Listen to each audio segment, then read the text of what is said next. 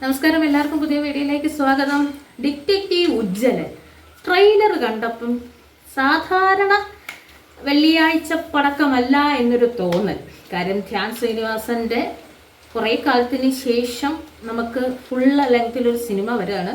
ഇപ്പം Prince and the ഫാമിലിയിൽ ഉണ്ടായിരുന്നു, ആ ചിത്രം വിജയമാണ്. പക്ഷെ അത് ധ്യാൻ ശ്രീനിവാസന്റെ സിനിമ എന്ന് പറയില്ല, ദിലീപന്റെ സിനിമ. ഈ ഡിറ്റക്റ്റീവ് ഉജ്ജ്വലന്റെ ട്രെയിലർ കാണുമ്പം ഈ ചിത്രം അത് എന്താണ് പൊട്ടാൻ സാധ്യത ഇല്ലാത്ത പടം. നമുക്കറിയാം ധ്യാനിന്റെ ഒരുപാട് പടങ്ങൾ പൊട്ടിയത് കൊണ്ടാണ് നമ്മൾ സ്വാതന്ത്ര്യത്തിൽ പറഞ്ഞത്. കാര്യം ഈ പൊട്ടുമെന്നുള്ള കാര്യം ധ്യാൻ സമ്മതിച്ചു തരാറുണ്ട്.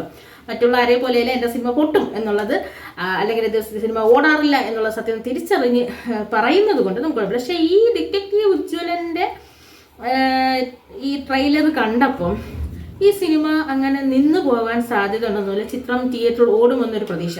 കാര്യം എന്ന് വെച്ചാൽ വാഴക്കൊലയും തേങ്ങാക്കൊലയും മാത്രമല്ല, ആ നാട്ടിൽ നടക്കുന്ന ഒരു കൊലപാതകവും കൂടി ഉജ്ജ്വലൻ അന്വേഷിക്കുന്നു എന്നുള്ളതുകൊണ്ട് എന്തോ എവിടെയോ ഈ ചിത്രം തിയേറ്ററിൽ നല്ല വിജയം നേടാൻ പോകുന്ന സിനിമ, അല്ലെങ്കിൽ ധ്യാനിന്റെ പടക്കങ്ങൾ അവസാനിച്ച ശേഷം പൂത്തിരി എത്താൻ പോകുന്ന ഒരു ചിത്രമാണോ എന്നൊരു സംശയമായിട്ട് ട്രെയിലർ കാണുമ്പോൾ തോന്നാറുണ്ട്. മെയ് 23-ാം തീയതിയാണ് ഡിറ്റക്റ്റീവ് ഉജ്ജ്വലൻ തിയേറ്ററുകളിലേക്ക് എത്തുന്നത്. സാധാരണ ധ്യാൻ ഒരു സിനിമ റിലീസാക്കുമ്പോൾ യാതൊരുവിധ ഒരു ഭയവും ഇല്ലാതെയാണ് വരുന്നത്. പക്ഷേ ഈ സിനിമയ്ക്ക് ധ്യാൻ എന്താണ് വല്ലാത്തൊരു കോൺഫിഡൻസ് തരുന്നുണ്ട്.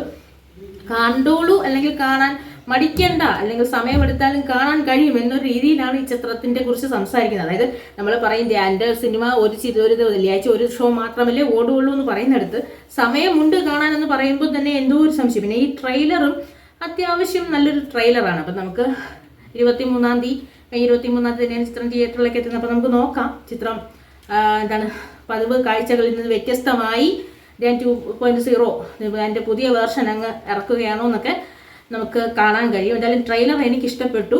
അതുകൊണ്ട് എനിക്കിഷ്ടപ്പെട്ടത് കൊണ്ടല്ല, പൊതുവേ എല്ലാവർക്കും ഇഷ്ടപ്പെട്ടു. അതുകൊണ്ട് മേ ബി ചിത്രം പഴയ ട്രാക്ക് മാറ്റി പുതിയ വിജയത്തിൻ്റെ ട്രാക്കിലോട്ടായിരിക്കാം ചിലപ്പോൾ ഉജ്ജ്വലൻ കൊണ്ടുപോകാൻ പോകുന്നത്.